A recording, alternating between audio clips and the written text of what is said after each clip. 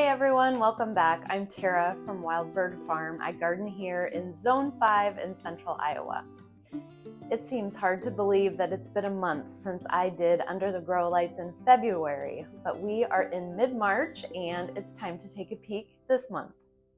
So we are going to jump in and get started. Right now we are in an extra room in our house. This stays about 65 to 75 degrees depending on how many lights are on and how warm it is in the house. So I have some seedlings in here. This is generally where I start them. And then depending on if they are cool flowers, after they germinate, they get kicked out into our Morton building or our shop, as I call it, and they'll grow on there. Now, as you'll notice, I don't have a lot of plants in here right now. I have been moving more and more out to the shop. Not only because most of these are cool loving, so they like growing on closer to 60 degrees, but also I'm going to be out of town. Actually, by the time you watch this, we'll be headed back. But I have a helper coming over to help me water. So I need to get all of these out to the shop before we go to make things a little bit easier for her. I have, I think, 3 more cell trays out in the shop full of status, but I have this one still in here. I would say this is medium germination. We've got probably about half, a little over half of the cells filled. This is the apricot status. Next up is the Snow Maiden Scabiosa. Now, I had really great germination on this Scabiosa. I will mention that I wasn't planning to grow Scabiosa this year. I just didn't know if through the summer months the annual blooms gave me enough bang for my buck. But when I lost a bunch of stock that I was planning to put in one of my hoop houses, I decided that I was going to try for the first time and put some Scabiosa or pincushion flower out under the plastic. Now, I've never grown it that way. This will be an experiment, but I have a lot of Scabiosa seeds, so I thought, why not try them out? Now, you'll notice this tray does have vermiculite. Sometimes Scabiosa has been a little bit tricky for me to germinate, and I feel like I got really great germination with the vermiculite. I hadn't been using it this year because I accidentally bought a coarse blend of vermiculite, where normally I use fine for the top of my seed starting trays, but I have been using it recently and it seems to be working fine. So pretty happy with this one. Now this next one is an absolute disgrace. This is white straw flower, and I think out of 40 cells, I probably have 10. And I've noticed over the years that with straw flower, it is important to use fresh seed. The very first year I tried this, I got 0 germination, and I think it was because I had older seed. Last year I had good germination overall, and then this year we'll notice that some of my cell trays look great and some look pretty crummy. So I will be transplanting these into a smaller tray or into some holes on another tray just to reduce some of the space under the grow lights. 2 more things on this top tray. These are, let's see, I don't know how to say this, but it's a type of coleus. There's a picture. Got them from Baker Creek. I bought these last year. I wasn't sure how they were going to germinate. Got decent germination. Now I use these in our landscape. So I will be splitting up these cells that have more than one and putting them in a larger cell. And then I collected a few of my own dahlia seeds last year. I've never collected my own before. I always grow some dahlias for seed just because I think it's kind of fun. But I wasn't sure how these would germinate, and it's going to be hard probably for me to show you, but I can see that a couple of them are germinating. Now I just have this in a damp paper towel. See if I can pull a couple out carefully. So I will need to pot these up again before we head out for vacation. Let's see. Like that one, you can see the little root, that little white root popping out. And so that's pretty exciting. I tried to do some research on how to save dahlia seeds and which ones were going to be viable. So it's pretty exciting when that actually happened. There's one with a tiny white root. So I'm probably going to let these go another day or two, which is about all we have. And then whichever ones have germinated, I will pot up. Okay, in this tray, we have a big mishmash. So the front looking really good, there's a little weed seed there, is the Barlow Columbine. Really, really cute little seedlings. And then we have a few of the rose geraniums, and I only have 3. Again, these are gonna go in my landscape. I had saved some in a paper bag, just dried root. But when we had that cold spell that came through and we didn't have heat out in the shop, I had those planted up by that point. They just ended up being complete mush. So that was a total loss. So I'm glad at least I have 3 seedlings here, 1, 2, and a little one. And then I planted a whole 40 count tray of both pink and white salvia. We did that together in a video. Had horrible germination. I have 4, 2 of each. 2 pink and 2 white. So I'm very glad I got some perennial plugs from Farmer Bailey's because now I'm going to need to kind of add to my salvia game. And then these last 2 rows are some bright pink Nicotiana. Again, I'm going to be putting that in my landscape. It is called Crimson Better. It's from Baker Creek Seeds. And I love using these up by our house in the landscape because of the scent. I do sometimes also use them for cut flowers, although with these being a better variety, they're going to be pretty short for the landscape. Okay, we've got another mixed tray here. These are the baby blue eucalyptus. Eucalyptus takes forever to grow. These are still quite small. Now, when I take them out to the shop, I will fertilize them, and these will go on the top row out in the shop to get them as much heat as possible because 60 degrees is going to be a little bit cooler than what they would like. And then if you watched one of my recent videos, we potted up some tomatoes together, and those are all looking really good. I have an entire, let's see, what is this? An entire 72 cell tray. This is all agrostemma, both pink and white. I just split the tray down the middle. Now I did also direct sow some of these out in the tunnel to help replace that stock.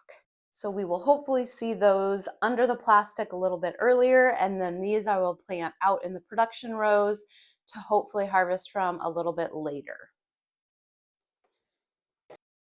Then I have 2 more large 128 cell trays down at the bottom. These both still have the plastic domes on top because they are still working on germination.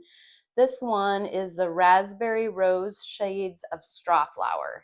Now you can see this one, while it's still germinating, we are seeing better germination here than we did with the white. I believe I didn't buy any Strawflower this year, but I did buy this just last year, and I'm guessing that white I had had around for a while. I'm making a little bit of a mess. And then my final tray here is again split in 2. I have the Kelway Golden here, which is starting to germinate quite well. And then we have German Chamomile down here, which I only see 1 so far. So hopefully those start pushing their seedlings up pretty quick here. If you have never seen Kelway Golden, be sure to check it out. I planted some out last year. I'm hoping it comes back. It reseeds pretty readily, but this is a great accent or filler flower for your bouquets. It's very bright yellow. It goes great with sunflowers. I love doing a bouquet of sunflowers and then like white snapdragons, some greenery, and then some of these to add some pops of gold. All right, that does it for in here. Let's pack things up and we'll head out to the shop. All right, let's get right to it. It is another brisk and windy day out there in central Iowa. Now, if you are around for the February What's Under the Lights, I only had a partial shelf out here, but we have added a couple more shelves with lights so I can fill this up for when we are out of town. So we're just gonna go top to bottom again. I will say on the ground in here, I have the liatris that we started together. I don't see anything pushing out of the soil yet for them. Now they were in the dark and the cold, probably for about 3 weeks. And I recently just brought them in here where they're on the ground, so it's still pretty chilly. It stays about 55 to 60 in here, but sitting on the cement, they're probably staying a bit cooler. All right, now I mentioned I had some great looking status out here. This is the rose shades, looking really good. And then this is just a little bit bigger. Let's see, this is the pastel blue. And if you haven't grown this, this is one of my favorites. Looks really nice with sunflowers. And of course dahlias, because everything looks good with dahlias. All right, now the straw flower in the house looked pretty pathetic, but out here, the peach straw flower doesn't look too bad, right? Again, I really think for straw flower, it is new fresh seed. That is the key.